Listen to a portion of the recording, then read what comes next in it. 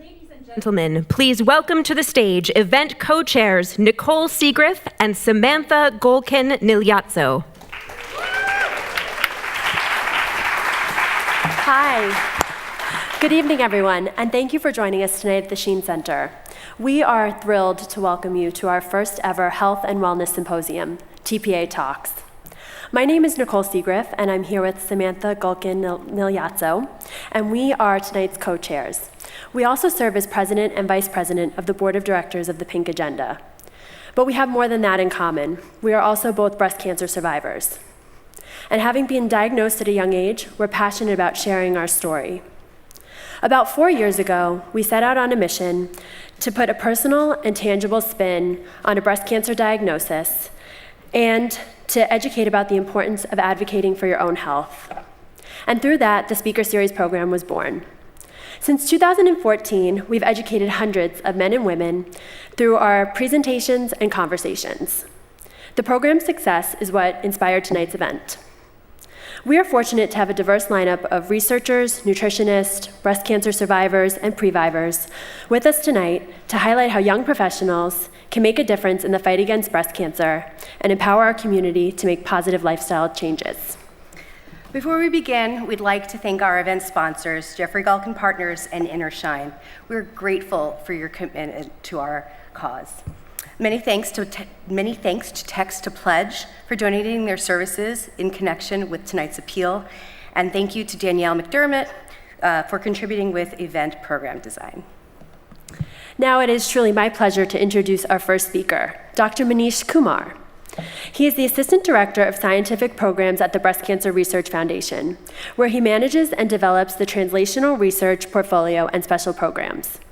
With a PhD from the University of Iowa and an MD from the University of Kansas, Manish's professional experience, along with his passion for collaboration and partnership, makes him uniquely suited to support the world's greatest researchers at BCRF. Here to present A Royal Wedding When Science Met Medicine, please join me in welcoming Dr. Manish Kumar.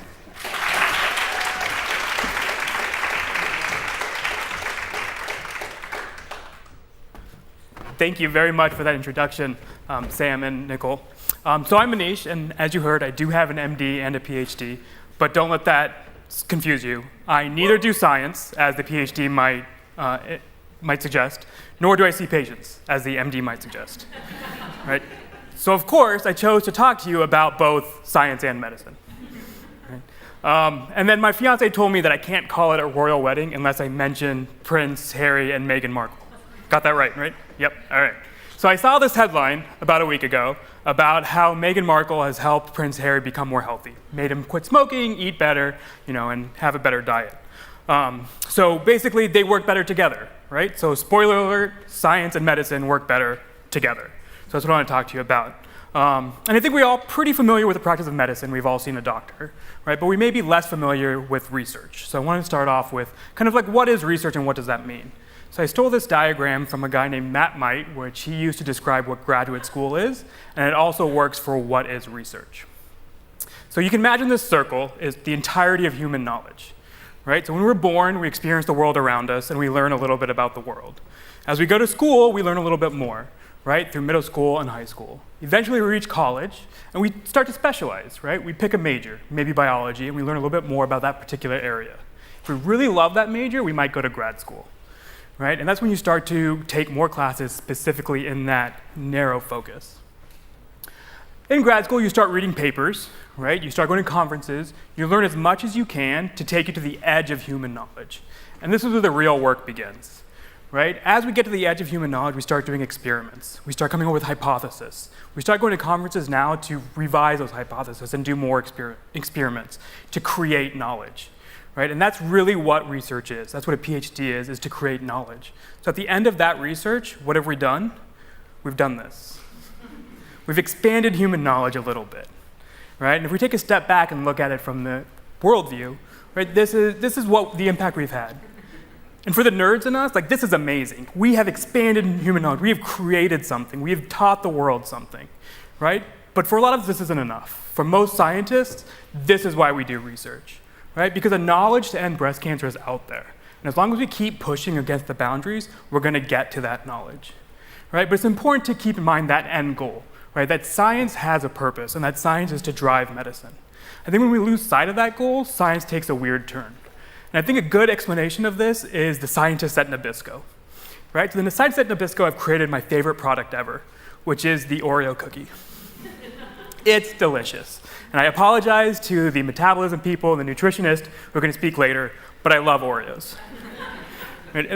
But the scientists at Nabisco didn't stop there. They were like, we can do better, right? So they made the double stuff Oreo. Right? But then they were like, wait, let's keep going. And they combined peanut butter with a chocolate cookie. Right? But science works best when we combine scientists with the consumers, with the people that they're trying to help. Right? So for medicine, it's the scientists with the doctors with the patients. For Nabisco, it's the scientists with their consumers, the people eating the Oreos. And they've come up with this amazing concoction, the Oreo inside of a brownie.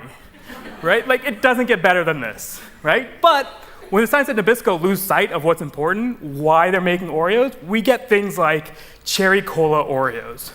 Who wants that? Fruit punch Oreos? Banana split? Like, they've really gone off the deep end, right? So we need to keep that focus. Keep that focus on why we're doing science. It's for the patients, it's for medicine. All right, so to shift gears just a little bit to focus on that medicine. So medicine has been around for a very long time, right? After med school, everyone recites the Hippocratic Oath, right? And so from the beginning of medicine, from BC, right, medicine has been around, and so has this term, the art of medicine. Right? So we always think about the art of medicine. And for a long time, that's how medicine was practiced, right? Like as an art. The physician would take their personal experiences, right? The patients they've treated in the past, and apply it to their current patient, right? But that's such a narrow scope, right? They only have that singular kind of vision of how to treat their patient. Only recently have we started taking into consideration the idea that you can get a lot of information, right? Evidence from patients around the world or around the country, and use all of that evidence to inform treatment and to inform research, right? So this is the concept of evidence-based medicine. We're all probably familiar with it, but I think what's surprising to me is that it didn't really come around until the 1980s. Really, the 1990s is when it became pretty evident that this was really important. Right? So now all this evidence that we're collecting from research, we can use to not only treat patients, but also apply to policies, right? Make recommendations. So in the 1990s, this came around. In the 1990s is also when we started to see a decrease in deaths due to breast cancer. So you can see from like 1930s up until about 1990s, the rate of death due to breast cancer stayed pretty stagnant. And in 1990 is when it started to decline. And in fact, from 1990 to today, the rate of deaths due to breast cancer has declined by about 40%. Right? Now, is it a coincidence that in the 1990s, that's when evidence-based medicine really became popular, where it became commonplace? Actually, yeah, it probably is a coincidence. Right? Because in the 1970s is when mammograms started becoming commonplace. In the 1980s, it really became standard practice. So, right, because of that early detection, we probably started seeing this decrease in deaths due to breast cancer because we're detecting them earlier. Right? But this consistent decrease, the reason why it's continuing to go down is because of that reliance on research. Right? We've been finding new treatments, better ways of detecting earlier, right? Knowing that all patients aren't the same. Right? Because of that research and that evidence, we now have new treatments that can continue this trajectory downward. So a couple of the things that we have learned from research, and just to kind of give you a background into breast cancer and cancer in general. So first of all, cancer, regardless of what kind of cancer it is, breast cancer, liver cancer, pancreatic cancer, they all essentially have the same starting point, right? It's a healthy cell that gets a mutation in its DNA, or the instructions that tell the cell what to do, right? And once you get that mutation, that cell starts growing too much. When the cell grows too much, it's called cancer, right? If it starts off in the breast, it's a breast cancer. If it starts off in the liver, it's a liver cancer. So with breast cancer, there's been 250,000 cases diagnosed last year in women. I think the important part about this slide is that men get breast cancer too, right? Over 2,000 men a year are going to be diagnosed with breast cancer, right? And that's a population that's probably not going to respond to the same kinds of treatments that women do, right? So we need the research to study men who have breast cancer. And again, if it was just one physician treating his patients, he may not see that many men with breast cancer. So we need that entirety of knowledge to be able to inform how we treat men with breast cancer. Another important thing is age, right? Everyone can get breast cancer, young women, young men, old men. Of course, we see more breast cancers in the elderly, but there are breast cancers in young women, premenopausal. Right? And actually, that incidence of young women getting breast cancer is increasing. Right? So we need more research to understand why is that different than postmenopausal women with breast cancer, and how can we use that research to really better target our therapies to those young women and not give them the same things that everyone else is getting if it's not appropriate for them. So the other thing about research in breast cancer is that there are several types of breast cancer. Breast cancer is not one disease, there are different types within it. Specifically, there are three main types of breast cancer I wanted to tell you about. The first one being hormone receptor positive breast cancer. This makes up the majority of breast cancers. It's about 3/4 of all breast cancers.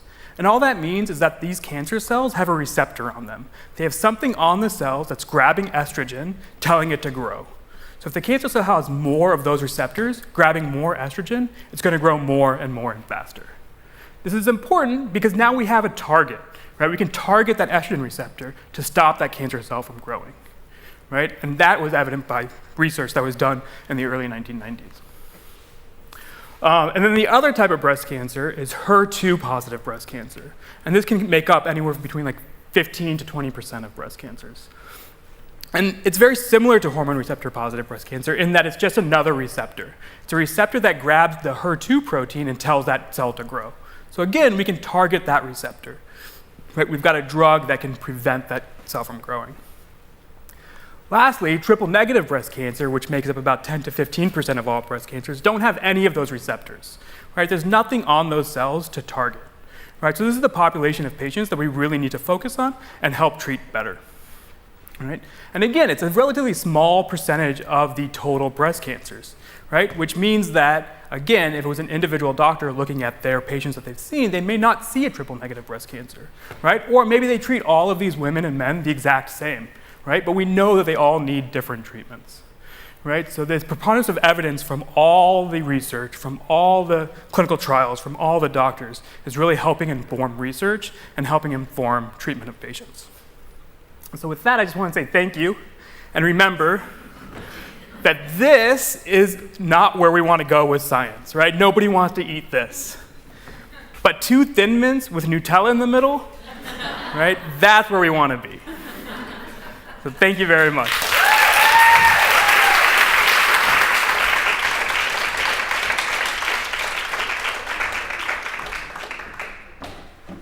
Thank you, Manish. I love a doctor who talks about cookies. Our next speaker's comedic and honest approach to her own breast cancer diagnosis has been a game changer and inspiration for countless women who have faced the disease. Geraldine Lucas's best-selling first book, Why I Wore Lipstick to My Mastectomy, was adapted into an Emmy-nominated and Gracie Award-winning Lifetime original movie. Geraldine is also an award-winning television producer, and her credits include Lifetime Network's Stop Breast Cancer for Life campaign and ABC's 2020. Her 2010 YouTube short entitled Ouch implores women to get mammograms and was nominated for a Webby Award and served as the basis of ABC's News Goes Pink campaign. Please join me in welcoming to the stage Geraldine Lucas.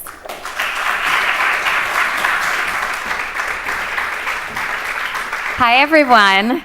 Oh my God, I love Oreos. I'm like drooling. Have they ever made pink Oreos? Maybe we could do that. Anyway, my name is Geraldine Lucas. I wrote the book, Why I Wore Lipstick to My Mastectomy, and I wanted to write the book to inspire other young women who are facing breast cancer, and I really wanted to inspire them to also check themselves and know that it could happen to them. I really thought my mom had to have it, my grandmother. We didn't have any known family history at the time. And it's really confusing when I make appearances with my book. I look nothing like her. YouTube, they actually gave me 3 vodka tonics. There was a wind machine. I was extremely airbrushed. And to make it even more confusing, I was played by a tall blonde in my Lifetime movie by the same name. And people said, "Are you upset?" I'm like, "Have you seen Sarah Chalk's legs?"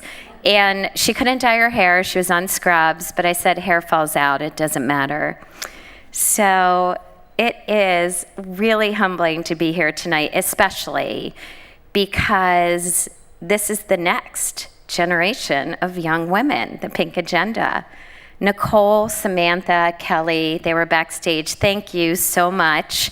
And I also want to give a shout out to the previvors and Paige and the breasties, and thank you, you're next. You see, I'm the old lady here. I'm lucky.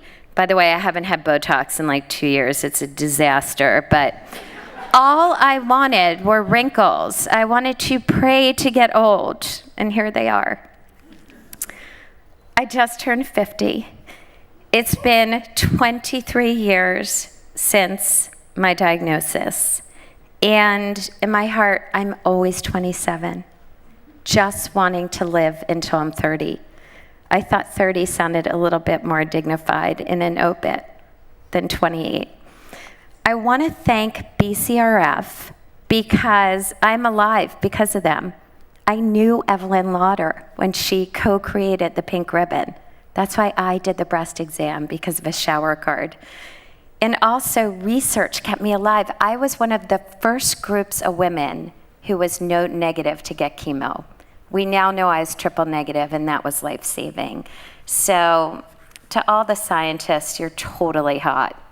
And I just, like, how hot was that scientist? I mean, I can't handle, like, it just gets me really excited. And this week, there were 2 huge headlines about some women who might not need chemo and also about immunotherapy. Did everybody see those? Science is going to figure this out. So I want to tell you, 23 years ago when I was diagnosed, it was a different world. I thought I was going to get fired if I told my bosses. People didn't talk about it. They told me I'd never have kids. There was no such thing as oncofertility. And again, now there are way too many young women going through this. And I want to tell you how much I love a crowd. I can't really see you all because of the lights, but first of all, my husband's like, who wants to hear you talk? And my kids are like, shut up. So it's so exciting that I have an audience. But my first book appearance was at Jacob Javits Center. They said 700 women, Self Magazine, Wellness Expo. And wouldn't you know, I was going down the escalator and I saw the competition. It was called Killer Butt. Now, Killer Butt, I saw the woman who was teaching Killer Butt. She had a 3-point video. There was a line, hysteria. She was wearing Lycra. I looked at my room. There was no line.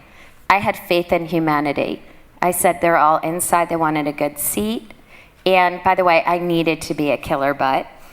Took a deep breath. I was wearing my Spanx. And wouldn't you know, the auditorium was empty. In the back, there was one woman. And she was crying. I could do the walk of shame, or I could run out because I didn't look like myself. But anyway, I walked over. I introduced myself. Her name was Janina. She was having a mastectomy Thursday. Her daughter saw the flyer. No one understood what she was going through. Her doctors didn't. They hadn't gone through it. What she said next took my breath away. She said, I took a bus, a train. It took me 5.5 hours to get here to meet you. And in that moment, I was so humbled because I realized God was playing this very funny trick on me. You see, I wrote my book. I said, if I reach one woman and make her journey a little bit easier, and there she was. And on Thursday, her mastectomy, there she was, bright red lipstick on the gurney, clutching my book. And I never forgot that feeling of service. I had to keep going and tell the story and say we're not alone. So everyone wants to know why I wore lipstick to my mastectomy. Well, the day before my mastectomy, it was my 28th birthday. I didn't think there'd be many more. And the next morning I looked down, it said, property of Mount Sinai Hospital on my gown. And I too, strangely, have become property of the hospital. And I wanted to appear, and I wanted to be glamorous. And I never wore lipstick. I was a gloss girl. I was too scared. I didn't think I deserved it. I wasn't glamorous enough. I used to watch the women in the bathroom put on their bright red. Every stroke seemed to say, notice me. I deserve this. I wasn't that daring yet, but that morning, when so much of what I thought being a woman was being taken away, I wanted to appear. I wanted to announce to the entire operating room I would wear lipstick again, but on my own terms next time. I wanted to be a little bit sexy while I was intubated with that tube down my throat. And I thought the nurses might look at me and say, that girl is good. That red perfectly matches the blood on the operating room table. Well, wouldn't you know, when they woke me up, there was a complete kerfuffle in recovery. They wanted to know how the lipstick lasted, what the brand was. And, I felt like Frank Sinatra. I did it my way. And it was so unbelievable because living with risk was making me risque. Everyone said risk of infection, risk of recurrence, risk of lymphedema, risk of infertility. Every chemo, my skirts got shorter, my heels got higher, my sweaters got tighter, which was super hard to pull off going through reconstruction. Hearing my heels click against the hospital floor was so hopeful. And my lips got redder. There was something inside me that was raw, powerful, holding on with claws and screaming, don't give up now. My show must go on. I think I found my inner cleavage. Sorry, what time am I at? I can't see. 2.5, okay. So losing my breasts was harder than losing my hair because everyone could see it happening. And hair commercials, shampoo were always on. It was like hair porn. And I never understood why my dad was a comb-over until that moment. And I almost ordered the spray from the Hair Club for Men. But my mom came in and I had the glue, I had the wig. I didn't want her to see me without my hair. She opened the door. She said, wow, you're really releasing, which meant it was all coming out. And she said, you look so courageous. I'm so proud you're my daughter. And I need to tell you that I am so inspired to get women diagnosed. I feel that it is so unfortunate what's going on with the whole debate about screening. I did a video called Ouch, where when women told me mammograms hurt, I went around the streets. I said, what do you do for beauty? Every young girl knows everything about waxing, Brazilian, lasers. So I decided to get a Brazilian. I couldn't walk for 3 days. I put on a Spanx and did organ damage. I danced in high heels. I got Botox for the first time. Couldn't move my face. And then I got a mammogram and it hurt less than everything that I had done. And it was so depressing to me that these women on the street did not know that breasts are beauty and that they should spend as much time taking care of themselves. As it was mentioned, I brought the program to ABC News. We had one woman who had no family history get her mammogram for the first time at 40, and it saved her life. And it made headlines around the world. Let's all be ambassadors and go out there with the message. Younger women do get breast cancer, and we need to figure this out. In my new book, Then Came Life, I actually write about courage. And there's a woman who gave me courage to have my daughter. She made videotapes for her 4-year-old when she was dying of breast cancer. She wanted to tell her daughter everything she'd never be able to tell her. How to wear makeup, how to talk to boys. And when Erin died, that's when I decided I could get pregnant. You know why? Love always finds a way. It's stronger than cancer. So I just want to end by saying that my daughter Sky, she was born as a Leo, not a Cancer, her first gift to me. I breastfed with one boob. My miracle daughter has become a little mean, as daughters do with their moms. But she's home tonight studying for bio. She just finished her first year at college. She wants to be a breast reconstructive surgeon, and but not operate on her mom. And just last week, she had her first sonogram. I'm here for my daughter. I'm here because her future has to be different than mine. So I'd like to ask you all to find the perfect shade of red. Remember that the sky's the limit, and dare yourself to live up to your lipstick. Thank you.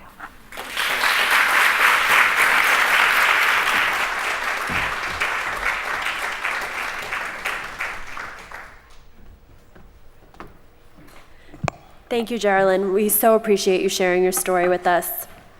Next, I'm pleased to introduce Dr. Neil Iyengar. Dr. Iyengar is an oncologist and clinical translational researcher at Memorial Sloan Kettering Cancer Center, where his practice provides breast cancer patients with state-of-the-art care. As a BCRF investigator with joint research appointments at Rockefeller University and Weill Cornell Medical College, Dr. Iyengar also studies the role of obesity and inflammation in the development and progression of breast and other cancers. His work has been recognized by several premier cancer research and oncology organizations, and he has been invited to present his work at international meetings. Now presenting Energy Balance and Breast Cancer, please welcome Dr. Neil Iyengar. Thank you. Hi, good evening. What a pleasure it is to be here with you this evening and share with you some of the research findings of my team over the past couple of years. And I just want to start by acknowledging that the most important people that have allowed us to move forward in our research are patients and their families, like Geraldine, who we just heard her inspiring story. I was in clinic today, and it was a really exciting day to be in clinic the week of the ASCO conference in Chicago, and bringing all of the exciting research findings from ASCO directly to our patients in clinic is really what we heard Manish talk about, the science and medicine. And this is an important direction for us as we move to eliminate breast cancer and reduce risk of breast cancer, as well as improve outcomes in patients who are diagnosed with breast cancer. So with all of that said, I'm going to move on and talk about my area of research interest, and that's energy balance and breast cancer. So what is energy balance? You know, all of us have evolved over the centuries and eras of intricate biologic mechanisms to maintain a steady state, or homeostasis. And when our body deviates from this steady state, from this homeostasis, that can lead to illnesses and diseases. Energy balance is a very important component of this homeostasis, or this steady state. And deviations in energy balance, or energy imbalance, can lead to metabolic disorders. This is like diabetes, heart disease, cardiovascular illnesses like high blood pressure, and so forth. And what we're learning now is that energy balance is critically important for the prevention of several cancers, including breast cancer. And I'm going to talk a lot today about how we have redefined what energy balance really is and how that impacts on breast cancer. And so my talk is actually going to be a little bit in opposition to what we heard from Manish earlier today, and I'm afraid I'm going to be the anti-Oreo guy, but I think that we can take a broad approach in understanding how we can improve our breast cancer risk, both by our lifestyle behaviors, that's diet and exercise, but also by better understanding our own individual biology and using specific personalized recommendations to reduce risk of breast and other cancers. And so the classic example of energy imbalance is obesity. And we define obesity by a body mass index. This is a tool that is easy to use. It depends on your weight and your height. Specifically, it's your weight in kilograms divided by your height in meters squared. And a BMI of 30 or greater is what defines obesity. A BMI of 25 to 30 is considered to be overweight. And a BMI of 25 or below is considered to be normal or non-obese. And what we've learned over the years is that there's a clear association between obesity, or rising BMI, and the risk of developing estrogen receptor positive breast cancer after menopause. This is the most common type of breast cancer. It accounts for 80% of breast cancers. And you can see that the risk really escalates at a BMI of 27 or greater. For people that are diagnosed with breast cancer, being obese or having a high BMI, that's the red thick line on the top, is unfortunately associated with an increased risk of metastasis and death from metastasis. And so these are modifiable risk factors. Obesity is a modifiable risk factor, and we can really make a difference in risk and disease course by understanding how best we can improve this energy imbalanced situation. But how exactly does obesity impact upon breast cancer? Well, we know that the visceral fat, which is the fat that's found in the abdomen and the pelvis, is an active organ. It doesn't just sit there. The main goal of the visceral fat is to maintain this energy balance, to store calories and energy when we have excess or when we don't need them, and to release them when we do need them, like in a fasting state. In the modern era, this visceral fat depot tends to expand and grow because, especially in developed countries, we have unlimited access to food and we tend not to expend those calories. And as that visceral fat pad grows, it starts to become unsustainable. Our bodies can't sustain that fat. The blood supply is not enough to maintain an oxygenated state of that fat. And that leads to dysfunctional fat cells. These are called adipocytes. And as that adipocyte, that fat cell, becomes more and more dysfunctional, it grows and it starts to become ill and the cell itself dies. And this kicks in our immune system. The immune system sends in scavenger cells called macrophages, and you can see these here in the yellow. I'm going to see if my pointer works. There we go. The yellow star cells here. What they do is they come in and they try to clear out that dead or dying adipocyte. But this is a very inefficient process. One of the largest cells in our bodies are fat cells. And these tiny scavenger immune cells are trying to clear that large fat cell. But instead of clearing it, they engage in a process that's highly inflammatory. They're spitting out inflammatory molecules that's not clearing that fat cell. So the whole fat pad, that visceral fat pad, becomes inflamed. Why is this a problem for cancer? These are the 7 building blocks of cancer. It's also known as the Han-Weinberg model. And you can see in red here that an inflammatory microenvironment, or inflammation, is one of the key building blocks of cancer.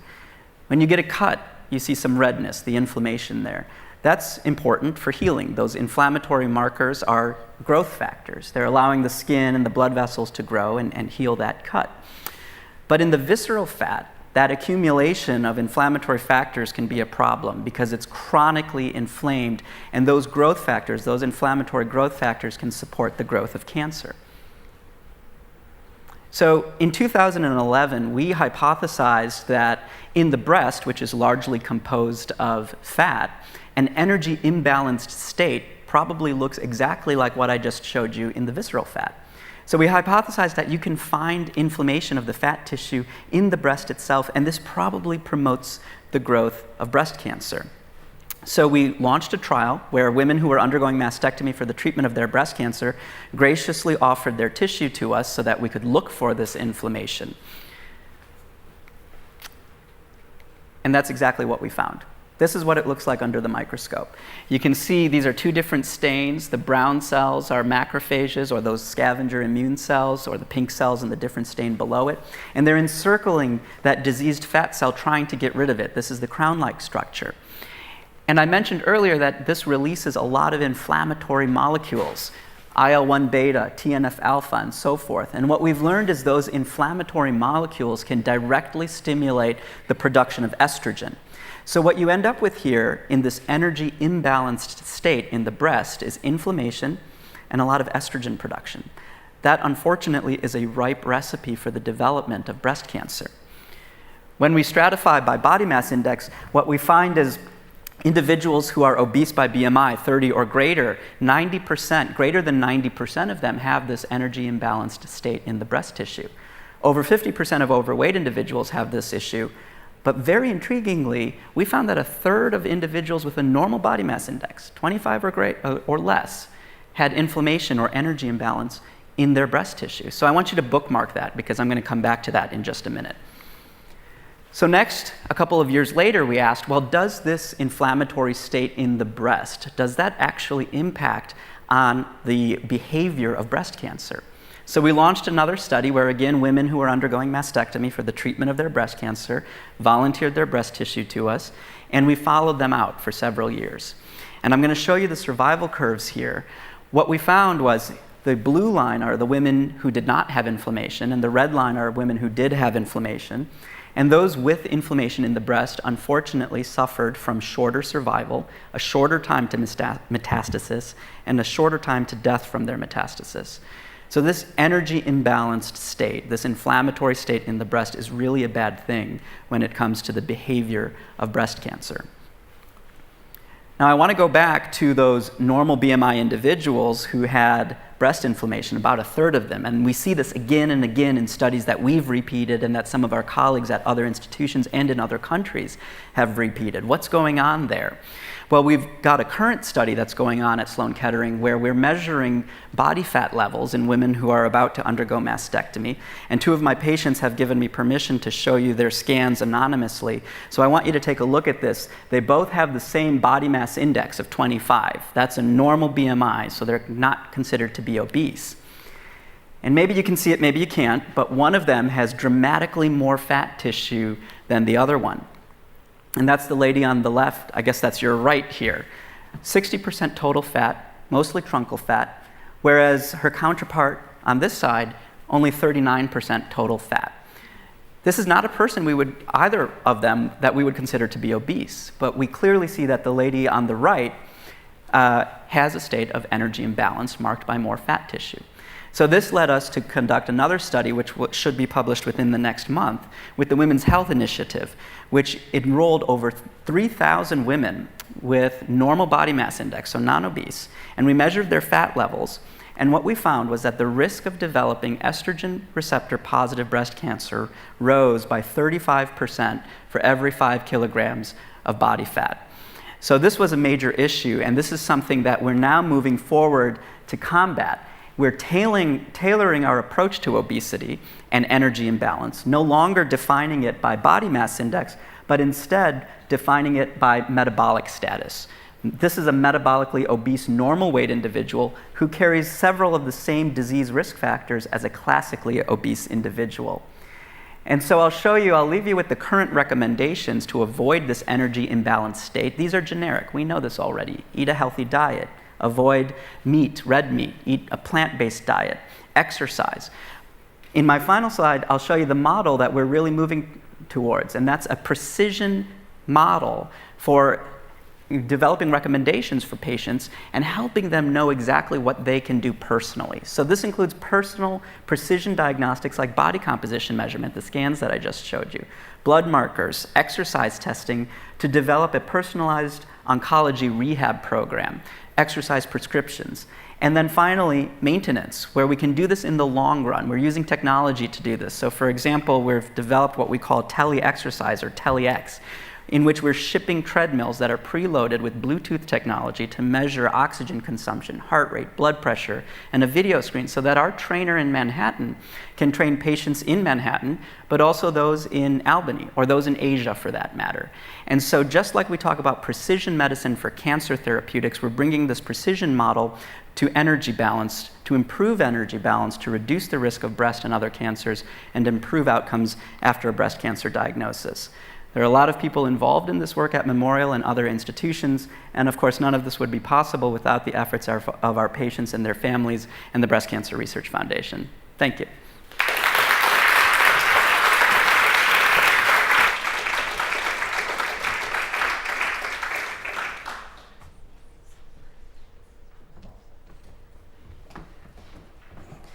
Thank you, Dr. Iyengar. Breast cancer is the leading cause of cancer deaths in women under the age of 40. In fact, 10% of women diagnosed this year will be under the age of 45. And when these women are diagnosed, it's often with a cancer that's more aggressive and less responsive to hormone therapies. At the Pink Agenda, we're on a mission to find a cure. And thanks to contributions like those made by you, that dream is closer to becoming a reality. Those contributions help us to support the work of brilliant scientists and researchers, some of whom you've heard tonight. This year, the Pink Agenda is funding the work of Dr. Ann Partridge, the founder and director of Dana-Farber Cancer Institute's Young and Strong program for young women with breast cancer. This program has become a model for women's cancer care across the country, having guided more than 3,000 young women on their journeys through and beyond breast cancer with comprehensive and customized care, support, and programs. Tonight, we ask you to join us in advancing life-saving and life-changing research, like the work done by Dr. Partridge, so that other young women do not have to have the experience that Sam and I did. We ask that you please take out your phones to show your support for the Pink Agenda via text to pledge. This is your time to make a change. The amount that you donate correlates to research TPA funds $50 will fund 1 hour of research. $500 funds 1 day of research. And $2,500 will fund 1 week of breast cancer research. By following a few simple steps, you can contribute to our mission to end breast cancer, and your pledge will appear on our screen. So if you are interested, first to create a new text message, and then enter the number that you see up top of the screen. That's 347-508-PINK, 7465. This number is also on the back of your program. Next, you would type your name in the body of the text message, the amount of your pledge, and a short message if you'd like. Then hit send, and your generous donation will not be billed by your mobile carrier, rather we'll be sending a link with further instructions. Now, who is going to be the first to pledge their text to the pink agenda?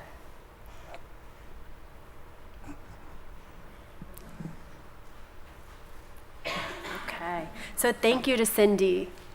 Oh, thank you, Mom.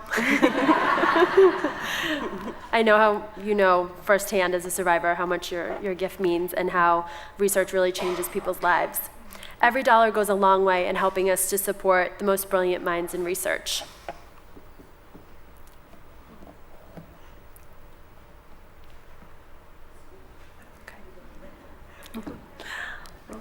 Thank you for your generosity. We're about to take a 10-minute break before resuming the program.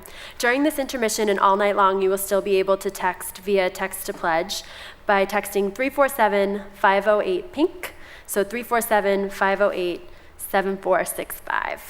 We also encourage you to look at the artwork located in the theater and in the lobby, so over on the sides, created by Dr. Tal Zanino, who will be speaking later tonight, and will share more about how he uses bacteria to detect and create art. Thank you very much. Thank you.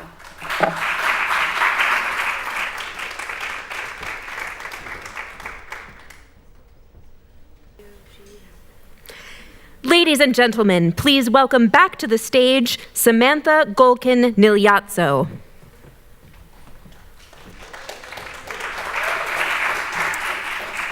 Welcome back to TPA Talks. I'm pleased to introduce our next speaker, Paige Moore. Paige is a 3-time Emmy Award-winning television producer. In 2017, Paige discovered she carried the BRCA1 gene mutation, a gene mutation linked to an increased risk of developing breast cancer. Armed with the knowledge that she did have this increased risk, Paige chose to undergo a preventative double mastectomy.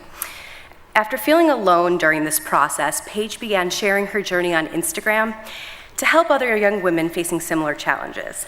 Last year, Paige, along with 3 other women affected by breast cancer, founded the Breasties, a nonprofit organization that provides free events and weekend retreats for other young women in the community. We are pleased to present a message from the Breasties and introduce Paige's presentation, Moving Mountains. I found out at 22 years old that I carried the BRCA mutation. At 23, I was diagnosed with stage 3 breast cancer. Triple positive at the age of 32. A double mastectomy with the deep flap reconstruction. Double mastectomy. 28 rounds of radiation. 16 rounds of chemotherapy. It just felt like I was the only young woman in the world to be facing this. Finding the Breasties was like finding a lifeline, finding a community when you felt like you're so alone. It's like connecting with the Breasties has been life-changing, you know. I found Paige through Instagram, and I decided, let's go with the bubbly blonde girl. We can only strengthen each other. There's no more room for pity, and that's just exactly what I needed. Breasties rock! After your body has been through so much, you feel kind of betrayed, and you feel kind of like my body got me sick. It was trying to kill me. And then just to see that same body that went through chemo, that went through radiation, that went through surgery, be able to go up the mountain and snowboard down. Even if you fall, you get down. It's showing me that my body can do so much more than just get sick. And that's priceless. we're literally going to the top of the mountain, and it means so much that you guys are giving us this opportunity that a lot of us can't afford. Thinking back, literally yesterday, a year ago, I was on the bathroom floor crying and just praying that I would get through the night after my 3rd chemo, and a year later, I'm here with some of the most beautiful people I've ever met. You're looking out over that view and you're with your breasties next to you and you're like, I did this. Like, I got to the top. Like, I can do this. You can do this too. First time I've ever been galactic snow tubing. Never been skiing before, ever. I'm a little nervous, but I'm so excited to just prove to my body all that it can do.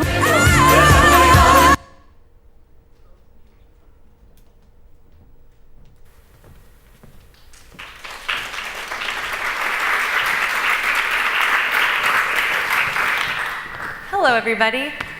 So that is a short little snippet of the breasties and what we do. I'm going to take a minute and introduce myself and kind of let you know how we got to that point. If you are wondering if you should take a huge life risk, sorry, I think my mic is kind of getting caught on there. If you are debating changing careers or quitting your job or texting that hot guy you met at the bar last weekend, getting genetic testing done, or getting that mammogram, this is your sign. You can do it. Do not wait. Life is short. Now is the time. I wish so badly that I had heard this 2 years ago and someone could have given me this, push and saying, it's okay, you're gonna be okay. When I was 22 years old, I tested positive for the BRCA mutation. If you're not familiar with what that is, every single person in the world has the BRCA1, BRCA2 gene. They are your cancer-fighting genes, and all day they're working to fight cancer. Well, mine were mutated, meaning that my chances of getting breast cancer were up to 87% in my lifetime. 87%. That was not an if, that was a when. And I knew that I did not want to wait around to get cancer. I knew that I wanted to be proactive and do everything I could to prevent cancer from ever coming toward me. And so I went to my doctor and I said, what are my options? What am I supposed to do? Because 87%, if someone told you you have an 87% chance of getting in a car crash tomorrow, you probably wouldn't drive a car. You'd probably, walk or take the bus.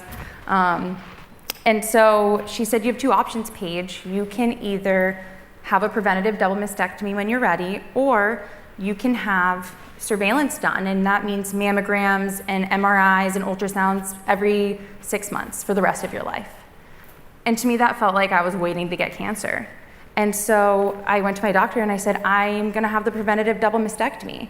I was 24 years old, and she was like, whoa, like that's a little crazy. You're only 24 years old. Why don't you think about it? And she sent me away. And when a doctor tells you that you're too young to do something, it totally messes with you.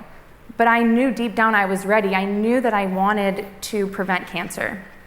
So many women on my dad's side of the family have passed away from breast and ovarian cancer, and I knew I did not want to be one of them. And so I asked my friends, and I asked my family, and I asked my boyfriend, and I said, what should I do? I know I'm ready. Deep down I can feel it. And everyone said, it's up to you. You have to make this choice. My mom, I love her to death, but the one time in my life she didn't have, an opinion on something, she's like, it's up to you, honey, whatever you want to do. I'm like, Mom, really? Can't you tell me? So anyway, I dug really deep within and I looked for signs everywhere. And it just so happened that I was a producer for a morning national network show, and I was producing the breast cancer awareness segment that year. And one of the doctors who we had on happened to be Angelina Jolie's doctor, Dr. Christy Funk. And she performed Angelina Jolie's preventative double mastectomy. And so we went to brunch after we were done with her segment. And I said, Christy, what am I supposed to do? No one is telling me what I'm supposed to do. I know I'm ready. And sometimes you have to ask for the sign. It doesn't just present itself to you like I am right now. And she said, Paige, you're ready. You are ready, and if you were my daughter, I would tell you, go do it. Have the preventative double mastectomy. Do not wait a second longer to get cancer. And so that's what I did. And before my double mastectomy, I looked online and I wanted to find any other previvor out there. A previvor is somebody who is a survivor of a predisposition to cancer. And I looked for any other previvor, another woman out there who felt strong and sexy and empowered by this decision to take their life back. And I couldn't find them. I was a TV producer for a reason. I never wanted to be in front of the camera. I like to be behind it, like very far behind it. And I thought to myself, well, if you don't feel represented, you have to become that representation. You have to put yourself out there for others.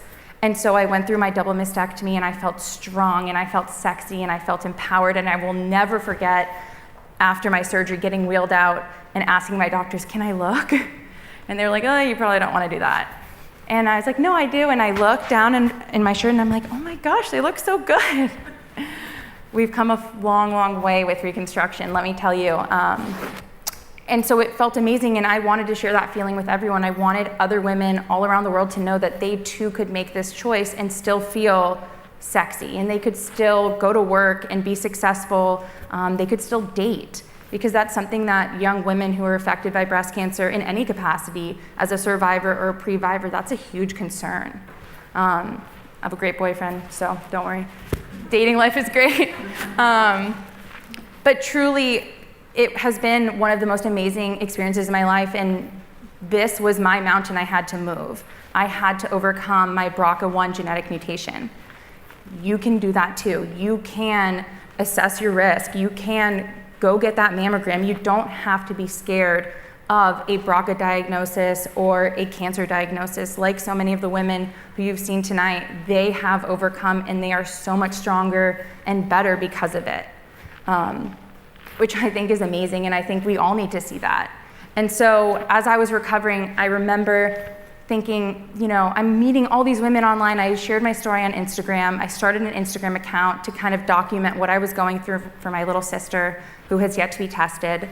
And I was connecting with women all over the world, all day, every day. That's how I connected with TPA, which I'm so thankful for. And I thought, well, we're spending so much time talking online. Why don't we meet in person? Why don't we get together and go do the things that 20 and 30-year-old women do, and go to the bar, go to a yoga class? And so for the past year, I've been doing free events all over the world. Anywhere I would travel, from Australia to London to New York City to California, and anywhere I would travel, we would do these free events, and we'd get together. And every time I was amazed, 20, 30 women were showing up. And I went from feeling so alone, like I was the only woman in the world who could possibly be going through this, to realizing that there's so many of us. And so through TPA, I actually met two of the co-founders for the Breasties, which is our 501c3, the video you just saw, which is amazing and the most beautiful full circle moment that we met at a TPA event. And we decided we need to do more. And we need to provide these women with events and weekend wellness retreats so they can meet and they can find their breastie.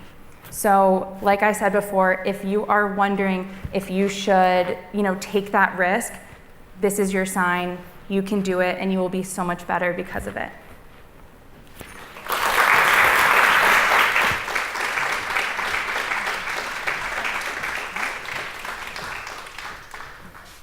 Thank you, Paige. Our next speaker is Laura Ciapullo. Laura is a 4-time author and dietitian with 20 years of experience. She specializes in family nutrition, lifestyle consulting, eating disorders, and diabetes. Laura's positive nutrition approach helps individuals develop a healthy relationship with food and eating, and aligns with her motto, eat kale and cupcakes. She operates nutrition practices in New York and New Jersey, and in March of 2017, founded a self-care center offering yoga, mindfulness, and nutrition consultations. She's a past president of the New York chapter of the International Association of Eating Disorder Professionals. With us, presenting You Are More Than You Eat, is Laura Ciapullo.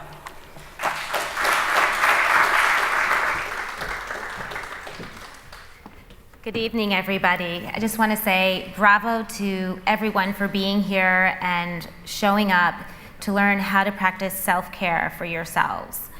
So tonight we're talking about you are more than you eat. And most people think that a dietitian would say you are what you eat. Or when we're talking about breast cancer, you are what you eat. But we are so much more than what we take in through food. Your diet does not specifically cause breast cancer. No amount of kale is going to prevent breast cancer, and cupcakes are not going to cause breast cancer. If you have if you have breast cancer or if you are a survivor, there may be guilt. I didn't eat a clean diet. I didn't eat enough fruits and vegetables. I'm asking you tonight to let that go. To let any of the dietary guilt go, because that in and of itself can be more toxic, to be obsessed about what you're eating. So if you have guilt for anything, I just ask everybody to take a deep breath, put the guilt in your hands, and on your exhale, just let it go. Studies of human populations have not yet shown definitively that any dietary component causes or protects against cancer. So there is no need to stress about the diet. Instead, I encourage everybody to practice mindful and positive nutrition. If you have excess of anything, it can be to your detriment. And if you don't have enough of something, it could be to your detriment. So we want to find the middle ground. Take, for instance, antioxidants, supplements. If you take too many antioxidant supplements, it doesn't mean that that's going to be advantageous to you. There's research that suggests that that can actually increase your risk for breast cancer or different types of cancer. So I'm not trying to complicate things, but the point here is not to stress. The point is to find a middle ground, for that energy balance that Dr. Iyengar was talking about, and not to be overly focused on what is my weight and is everything I'm eating just clean. So in avoiding extremes, we look to what I call positive nutrition. So this means coming to the table neutral, not having judgment of the food or the experience, taking a breath, and then really thinking about, what am I feeling right now? Am I present? Am I aware? And am I without judgment? Eating the food and letting the food and your body tell you what works for you. After you eat your meal, every hour think back, did that food give me energy? Did that food make me feel well? Or did it make me feel sluggish? Instead of labeling the foods, try to work with the food and respect your mind and your body to lead you down the path to positive nutrition. So these are 21 pillars to positive nutrition. Eating is not a game, right? So we make choices about our food, right? If it's not a game, there's no winning or losing, and then we can get rid of the guilt. I have so many clients come to me that are so overly focused on the food that that's the only thing they think about. And health is emotional, physical, and for some, spiritual. So if you're putting all of your attention just into the food and feeling stressed, know you need to fill your emotional bucket just as much, and maybe practice feeling the feelings, work on your friendships, work on love. Food is not good or bad, right? So being mindful is coming to the table without judgment. Good and bad are adjectives. They're creating labels for the food. And a lot of times if people eat something that they've called bad food, then they feel bad, about eating this food. So I'm saying throw that out and come to the table with a neutral mind and just eat to respect your body. Eat enough but not stuff, right? So really try and identify, am I eating for an emotional reason, a physical reason? Am I eating for a behavioral reason? A behavioral reason would be you're bored, right? Try and focus the majority of the time on eating because you need the fuel. And that will help you to create that natural energy balance that you are striving for. There's no normal eating. So when people say, oh, are you a normal eater, or what should you be eating? Only you can know what your normal is. Health is both emotional and physical. So again, make sure you fill every single bucket. It's not just what your weight is. Nothing in excess is healthy, and that goes back to the antioxidants. Eating something or eating just clean food and just eating that and not eating enough of something else, or again, being overly stressed, that can be inflammatory for you, right? So we're trying to avoid inflammation. So if your stress is high about your intake, think about how can I stop obsessing? All foods fit. So my motto is eat kale and cupcakes. Does that mean to eat cupcakes 24/7? No. And if you were listening to your body, you might not feel well. Maybe sometimes you will feel well. But the point is, incorporate food and think about what satisfies you and what satiates you. All bodies can be fit, and all bodies fit. Just because you have a certain type of body, it doesn't mean that you're going to or not going to get cancer, right? So honor your body and try and be as healthy as you can be as an individual without the obsession or going to an extreme. Love kale and cupcakes. My favorite are baked by Melissa's. Recognize that life is a balancing act. So if you're trying to prevent cancer, there has to be a balance. You have to have fun as well as being mindful of taking care of what you're eating. It's not what happens, but how we handle it and grow from it, right? So everybody is going to have something in their life, but the thing that you want to do is really take that opportunity and use that to grow and become a better person. So whether it's, something happens with the food, or perhaps you end up getting cancer, these are our opportunities to see what we can draw positively from the experiences. Imperfect is better. If you're perfect, your tendency is that you're probably very type A or very extreme, and that in itself can also be self-destructive. So find the balance. Make mistakes and be okay with making mistakes too. Deal with feelings by using healthy distractions or coping skills. Many times clients come and they are using the food to cope with their feelings. So instead of feeling, they're either not eating or just eating to numb themselves. So instead, think about, can you find a way to express your emotions and take care of yourself in a positive, healthy way? Hugs are better than answers. So if somebody comes to you, right, if a friend is suffering or has all nutrition questions, sometimes, or maybe they want to talk about their body and they have feelings about it, sometimes it's just better to listen and give hugs. You don't need to always give the answers or give the dietary advice. Focus on self-care and feeling well, not weight. So I know there was emphasis before on energy balance, but the key is really, do I feel well? Am I sleeping well? Do I manage my stress? Do I move? Do I eat? And eat consistent with what I need. Expect and accept body changes throughout life.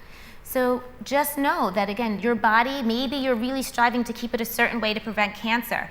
It will change, and that's okay. You're not failing.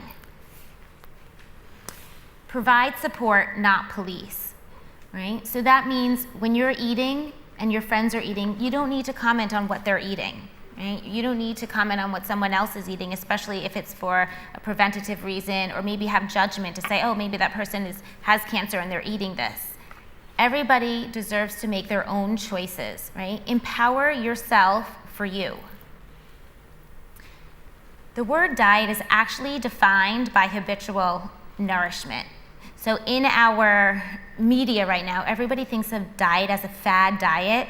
So I ask everyone here tonight to redefine diet to habitual nourishment. That's actually what Webster's dictionary has it defined as, habitual nourishment, right? How we take care of ourselves on a daily basis. And that's going to change because we change on a daily basis.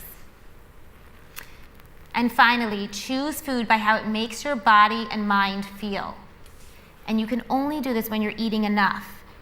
So be careful when we're trying to eat this very clean diet to make sure that you actually get enough nutrition, because if it's too little, you will not be able to think clearly. So it's hard. You have to find that gray.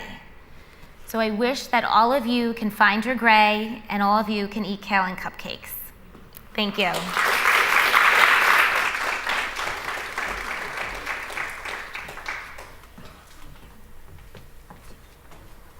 Thank you, Laura. Next, I'm pleased to introduce Dr. Tal Danino. Dr. Danino is an assistant professor of biomedical engineering at Columbia University, where he leads the Synthetic Biological Systems Laboratory. He received a PhD in bioengineering focused on synthetic biology from the University of California, San Diego, and completed his postdoctoral training at the Koch Institute for Integrative Cancer Research at MIT. At the Koch Institute, he developed the use of bacteria to detect and treat breast cancer.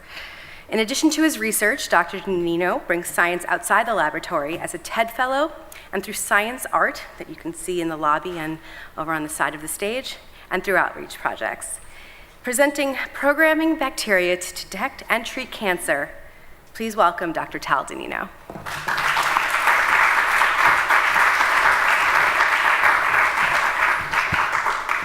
All right, thanks for that introduction. So I was first introduced to this idea of using bacteria to treat cancer through a really interesting story, where it was about 150 years ago that a female patient came into the hospital and she had a tumor on her neck, and they put her in the bed of a previous patient that had a bacterial infection. And this was actually before anything was known about sterility, so she got a bacterial infection, but over the course of about a week or so, her tumor actually stopped growing. And so this was the very first account that bacteria could have an effect on the growth rate of tumors. Now, it wasn't until several decades later when William Coley, who worked at the New York Cancer Hospital, which is today Sloan Kettering, found this case and about 40 other cases where there was a correlation between bacterial infection and tumor regression. So he had this idea of starting to treat patients by injecting them with bacteria. So I don't have that much time to get into the history, but to make a long story short, his methods actually met with significant success. But the beginnings of radiation, chemotherapy, and also the inability to really safely control bacteria without them causing an infection really led to the demise of this line of research about 100 years ago. So fast forward to today, and there's really been an ongoing biotechnological revolution, some of which you heard about today, but mostly DNA sequencing and this idea of really trying to re-engineer and manipulate life. So that's what's called synthetic biology. And so as an example of synthetic biology, which is really what my lab specializes in, we try to essentially reprogram life like a bacteria or a cell. And this is a schematic, sort of an abstraction of how we think about programming bacteria.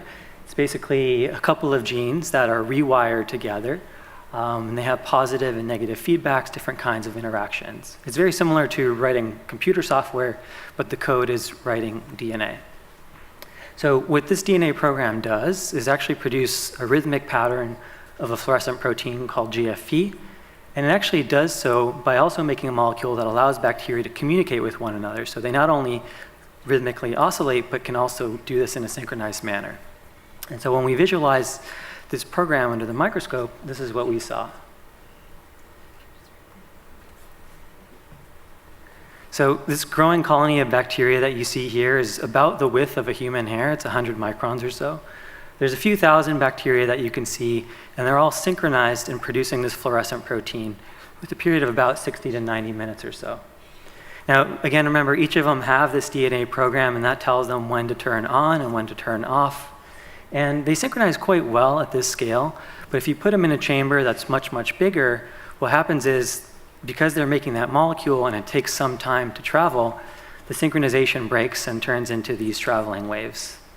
You can see them going from right to left across the screen. So this is actually a really interesting phenomenon called quorum sensing that bacteria use to talk to one another. They do that in nature to trigger when they want to infect a host or cause virulence or biofilms and things like that. We've re-engineered quorum sensing here for a different purpose that we're studying. And you can actually see quorum sensing in action in this movie, where this growing colony of bacteria only begins to fluoresce once it's hit a critical mass. So as this movie, again, you'll see it play over. They hit this critical mass, they fluoresce, and then they continue producing these rhythmic patterns of expression. And this is one of my favorite movies. We call it the supernova, because it looks like something you might see in space. So that's the idea of programming bacteria. So what can we use it for? Well, my lab is focused on this idea of trying to use bacteria to detect and treat cancer. And this wasn't known 100 years ago in the time of William Coley, but for the last few decades, people have realized that bacteria can actually selectively grow inside of tumor environments. And they do this because if they find a tumor, they basically will hide inside the necrotic core of the tumor where there's not a lot of immune cells. So that was known. And then a few years ago, we started programming probiotic bacteria, which are bacteria that have a safe and health benefit.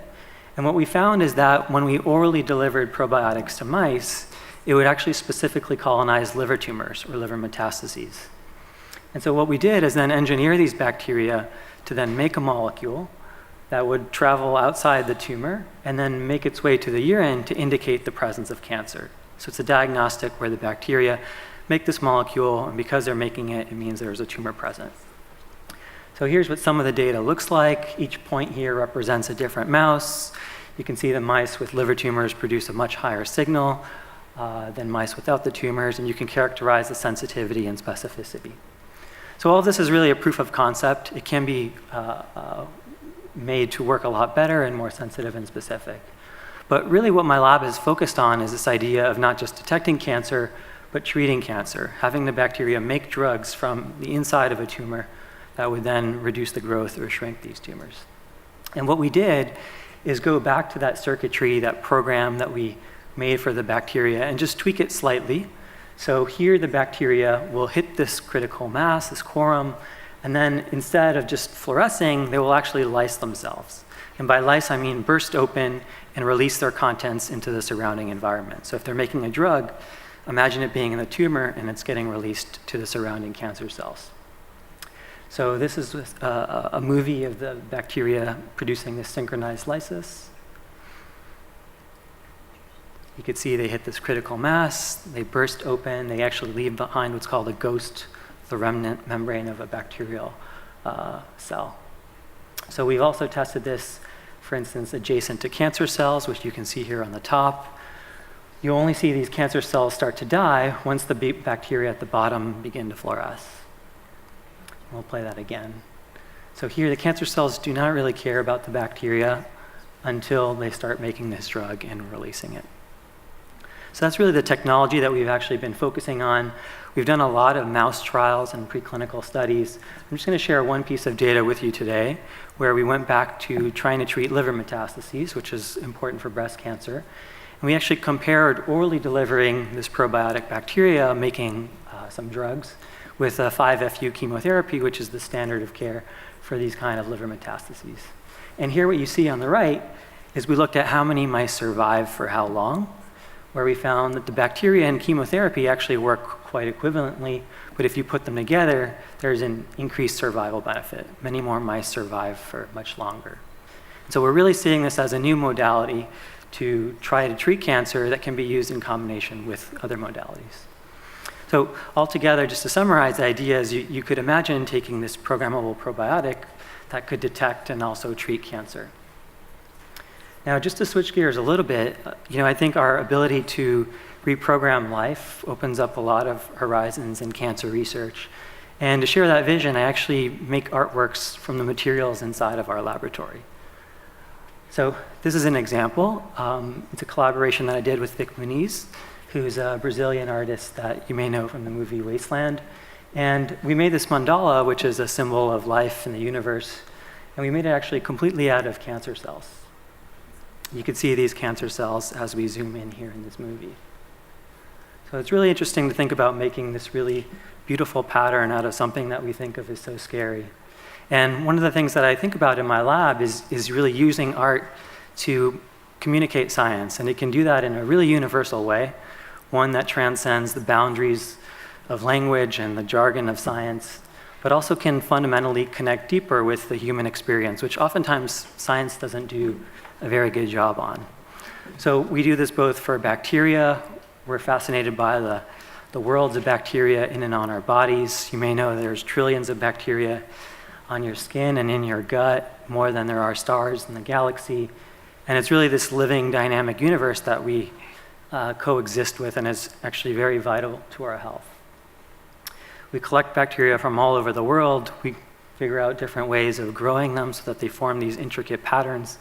This is a series called Microuniverse because every petri dish really looks like its own universe, something you see in outer space or at the bottom of an ocean. And we actually make different kinds of displays that are interactive, use augmented reality to give users more information about the bacteria or about research in general.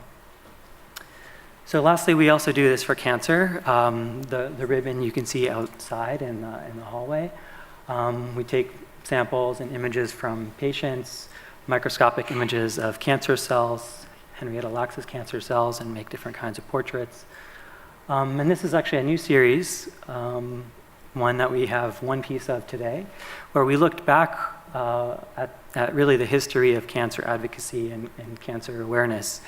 And really, what used to be highly stigmatized in the US, much more so than today, there were a lot of awareness campaigns from the government and organizations to really bring awareness to cancer through different kinds of media, whether it was screen printing, advertising, photography, et cetera. And so we actually reprinted all these posters, but inside the ink, we actually reprinted them with about 1 million cancer cells.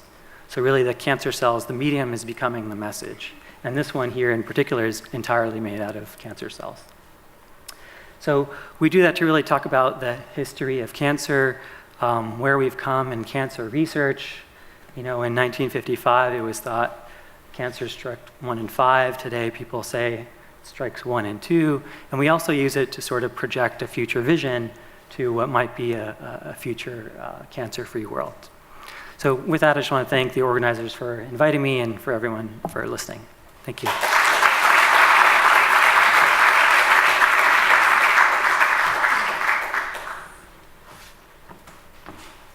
Thank you, Dr. Domino. Our final speaker is a friend of the Pink Agendas, having been honored with the 2017 Lisa Maley Award. Krista Rodriguez is an actor, activist, and breast cancer survivor.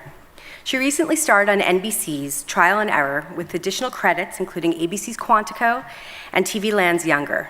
Krista's also performed on Broadway, appearing in the original casts of In the Heights and Spring Awakening. At the age of 30, and with no family history of the disease, Krista was diagnosed with breast cancer. She knew she had to tackle the disease head on, and after that next year, spent it undergoing chemotherapy, radiation, and a double mastectomy. Rather than waging her battle behind the scene, Krista chose to share her experience as a young woman with breast cancer on her blog in powerful essays and interviews. Her courageous decision to share her stories has empowered women across the country and has inspired us. Here presenting Cancer at 30, Navigating Womanhood During Breast Cancer, please welcome Krista Rodriguez.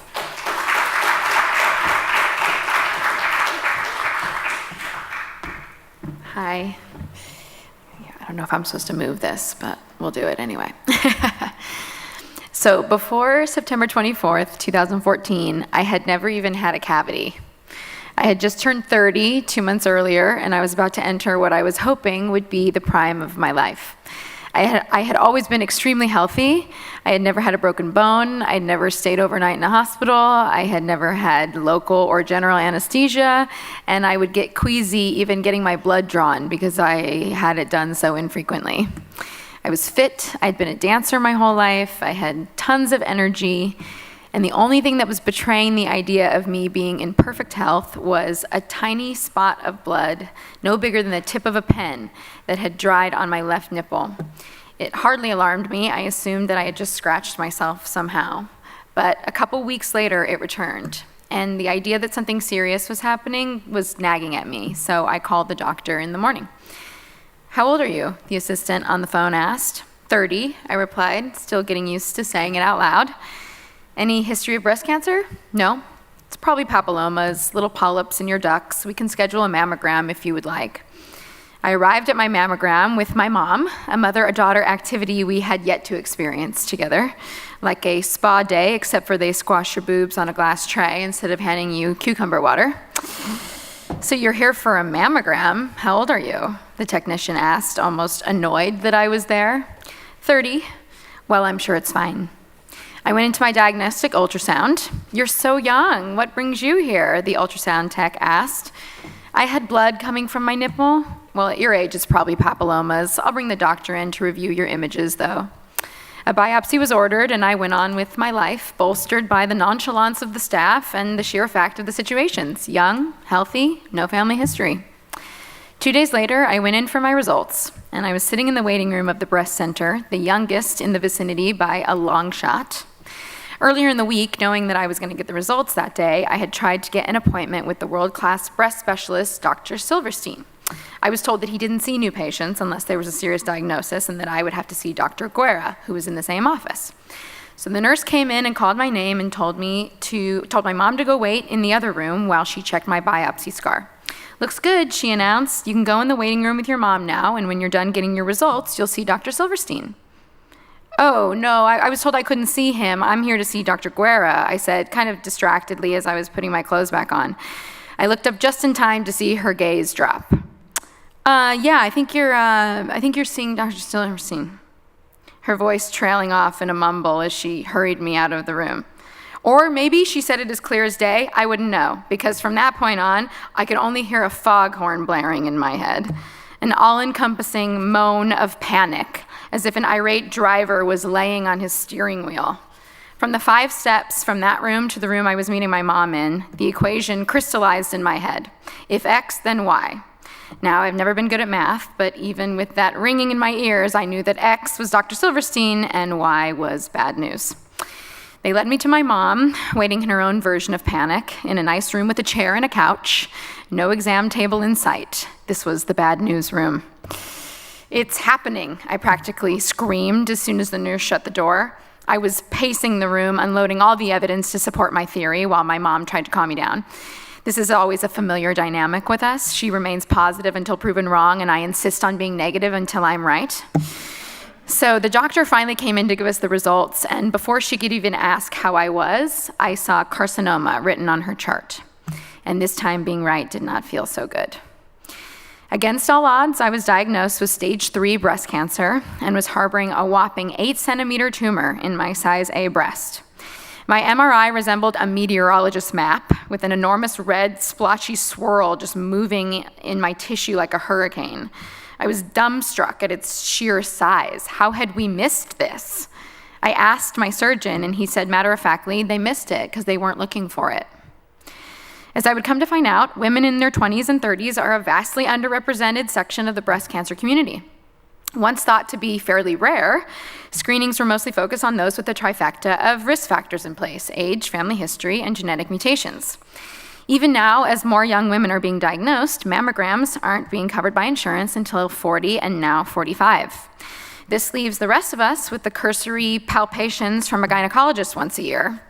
I had had a few ultrasounds to monitor what was always brushed off as cysts or dense breast tissue, but it couldn't be denied now. Women my age and younger are getting breast cancer, and with that comes a unique set of challenges with treatment, quality of life, survival, and what it looks like after cancer is gone. One example of this was what to do about my fertility. Because I had an estrogen receptor positive tumor, I was going to have to be put in menopause for a minimum of 5 years. Plus, doing chemo was a possibility, which has varying effects on the ability to have children. So thankfully, I had doctors who were very sensitive to this issue and a slow-growing tumor that was happy to stay put for a while, which gave me a small but necessary window to freeze my eggs. I feel very grateful that this option was discussed with me up front. Too often, I hear from women that fertility was never even brought up. Options like these that had an eye toward my life after cancer set a tone for the kind of treatment that I wanted, a plan that was full of forethought for the unique situation that my age had put me in. When it was revealed after a few months that hormone depletion alone had not shrunk my tumor, the next phase of my treatment was chemo.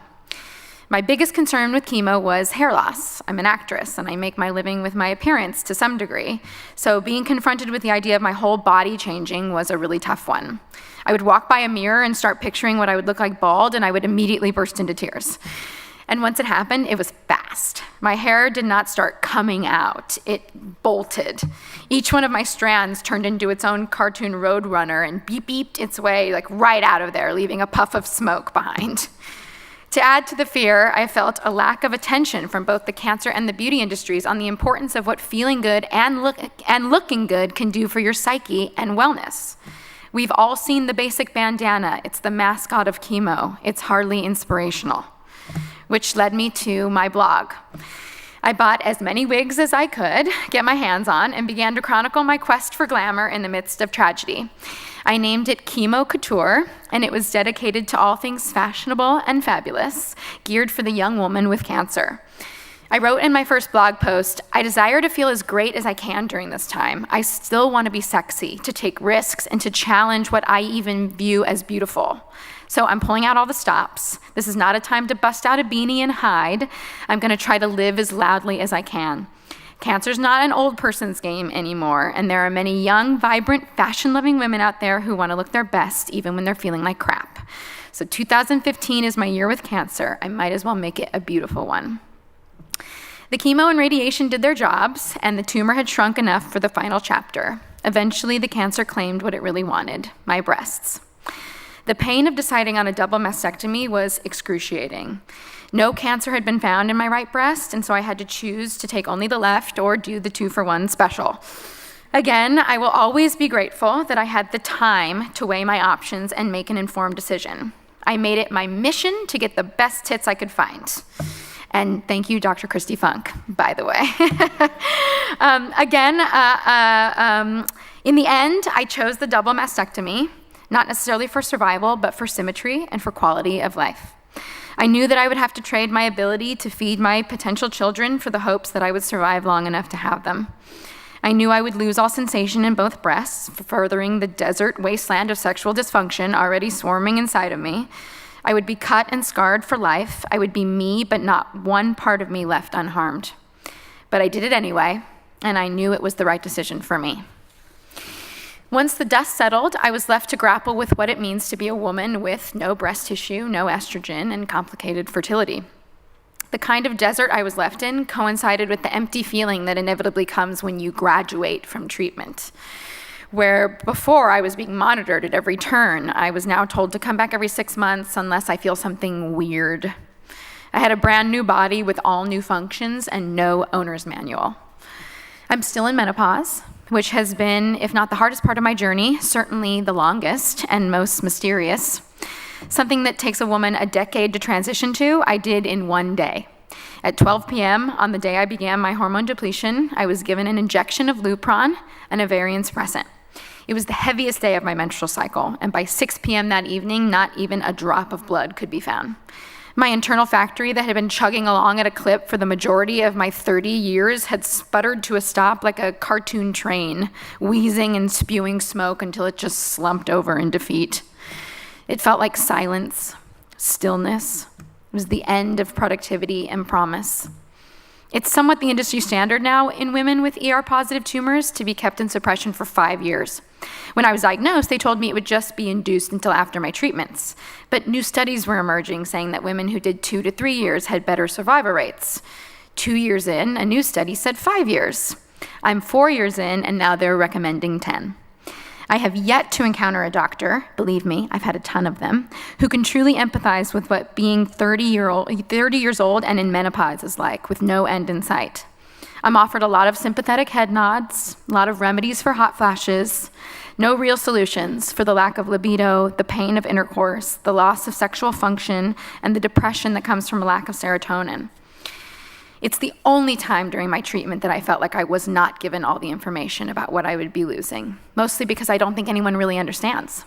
When I first asked my male doctor about what I could expect from the side effects, he said plainly, "Ask your mom. I got a new doctor." So until I can get the medical industry to recognize that this is not the same thing as what your mom went through, I will continue to speak out that the patient's sexual health is not adequately being taken care of. It is a side effect not to be brushed aside, and I truly believe addressing these effects is as important to survival and quality of life as any treatment on the market today. It's been a complicated road, and the woman I have become in the last 4 years is a strange combination of triumph and trauma.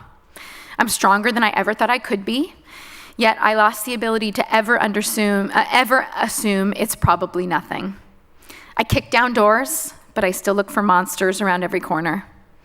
And while every day those years become more distant, I've felt like I've been left with many reminders of my war. I've been slashed, I've been poisoned, I've been burned, but I'm still standing.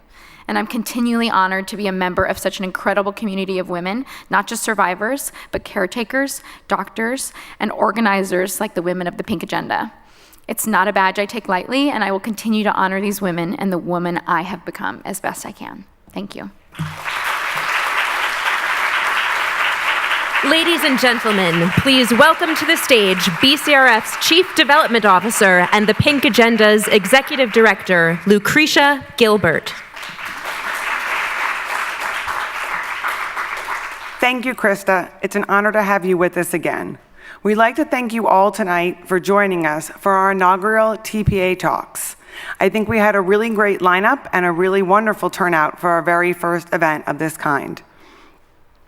I hope everyone is leaving feeling very informed and also very proud to support the work of the Pink Agenda and the amazing lives that we are touching together. Tonight, we have already raised $3,000 and counting.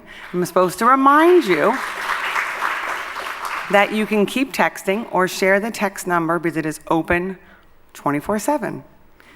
I'd like to thank the lineup of amazing speakers that dedicated their time and talents to tonight. I know everyone is super busy after a long day of work and they have lots of busy family activities, so we really do appreciate your time. Your commitment to our cause is remarkable and we are beyond grateful. A special thank you to the Sheen Center. We'd like to recognize Rachel, Cole, Vern, Kyle, and Joe for all your help preparing for today. I'd also like to recognize TPA's Education Committee, who have worked tirelessly for over a year to plan tonight's event, including Michelle, Manish, Chelsea, and Courtney. Thank you. This event, however, would not have been possible without the brainchild of our two fearless leaders, Nicole and Sam. I'd like everyone to give them a round of applause.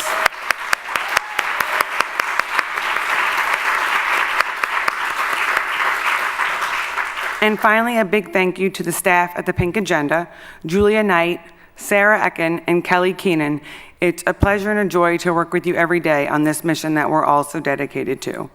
If you'd like to learn more about the Pink Agenda and how to get involved, Kelly, Julia, and Sarah, and the rest of the BCRF Development Events team will be out in the lobby to answer any of your questions. Over the summer, we are going to have a fun evening at Yankee Stadium if you are interested in some baseball on July 31st, and you're welcome to join us. And in the fall, we will have our annual gala on October 11th at the Tribeca rooftop, and we'd love to see you all there. Together, we are truly making a difference. We are touching lives, and we are inspiring people to get up in the morning and to make a difference as well. We are all thinking about not only ourselves, but also future generations, and we couldn't do it without you, and we thank you all for coming tonight and your continued support of the Pink Agenda. Enjoy the rest of your evening.